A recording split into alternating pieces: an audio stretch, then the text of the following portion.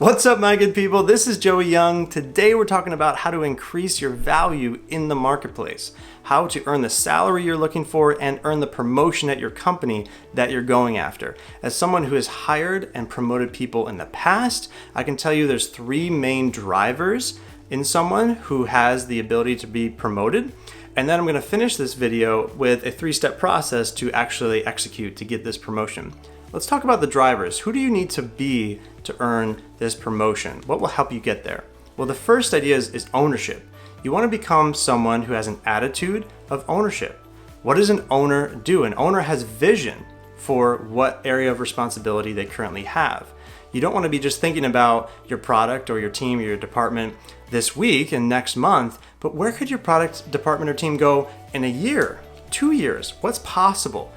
Talk to your boss about 3 years from now what you hope to accomplish in this area.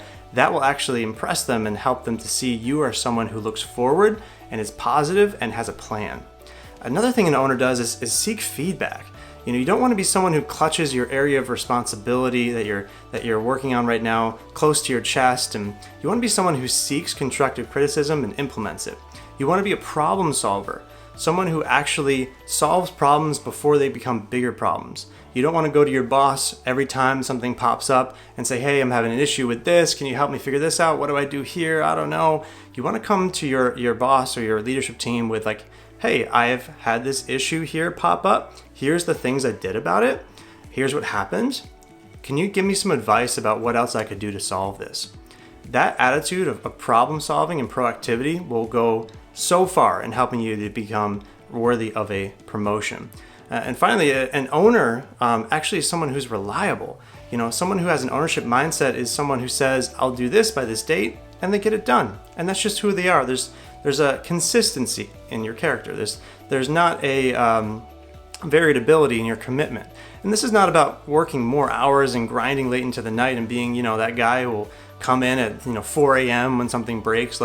It's not about the amount of hours. It's just being able to say, I will do this, and then following through on it and developing a reputation for that. That's what will give you the promotion. Okay, so the second promotional driver is communication. You need to be someone who can express your ideas clearly, verbally, and in written format. So work on your communication skills. Try to become a leader in your environments. Communicate when you have the opportunity. If there's an opportunity to give a presentation or to speak up in a meeting, take those opportunities to be seen and to be heard as someone who has ideas, who can express those ideas clearly. Be a leader in your team by encouraging people. I tell you, it's incredible just being the encourager in the room and having that attitude of optimism, how far that will get you to be seen and to be promoted. So communication. The third piece to developing this ability to earn a promotion is your personal productivity and high performance habits. You want to be someone who has control of your life, your time, your energy. You want to develop that skill of prioritization so you're not constantly asking your boss what to work on next.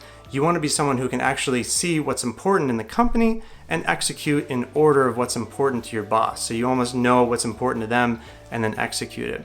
And you want to be someone who's able to set boundaries. Boundaries are important to be able to continue to work hard and enjoy your work. So you don't want to be working late and crashing and then the next day you're so tired and you walk in like bleary-eyed the next day. That's not someone who's worthy of a promotion. That's someone who doesn't have good boundaries around your work. So make sure you have good, healthy boundaries set so you can continue to enjoy your projects and your department that you're working in, and you can continue to perform at a high level consistently. So those are the three drivers of productivity and performance so that you can become someone worthy of promotion. How do we actually get that promotion? So what are the steps here? Okay, so first, we're going to actually find out what's important to your boss or your leadership team. We want to find out what KPIs do they want to achieve. What's really on their mind? Maybe it's not something that's like a written, down goal, but maybe there's a goal within a goal, or maybe there's a, something you catch that they're talking about that's actually really important to them to accomplish for themselves and their career and their department. What is your boss's priorities? Understand that, figure that out. Also, just discover what is is a thorn in their side. Conversely, you want to understand what's bothering your leadership team or your boss. What's keeping them up at night? If you can understand what their problems are, you can move on to the next step. So we got an understanding of what's important to them, and also the thorn in their side, the annoying department, the thing that's not working out right now, what's bothering them. So we have those two things. Next, we're going to actually go to your boss or your leadership team at your next meeting with them and make it clear you're looking for increased responsibility at the company. This is important. You're not looking for a promotion, you're not looking for more money. You set the tone of the conversation by saying, I'm looking for increased responsibility. Can you help me develop that? Because that actually communicates that you're not just out here to earn more money and be selfish in your goals, but you're actually looking to be a giver and not just a taker in your organization.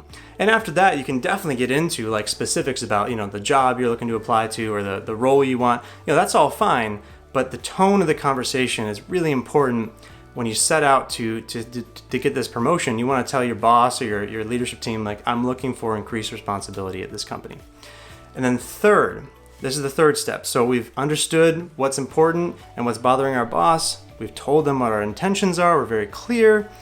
Third, we're going to manage our area of responsibility with excellence, focusing on what is important to our leadership team and solving the problems that are a thorn in their side. So we're going to manage our area of responsibility so well that the leadership team has no doubt that you will manage something even bigger with excellence as well. Just do a great job executing whatever your responsibility is right now. And within that, focus on those KPIs or those areas that are really important to your boss and solve those problems that are really bothering them.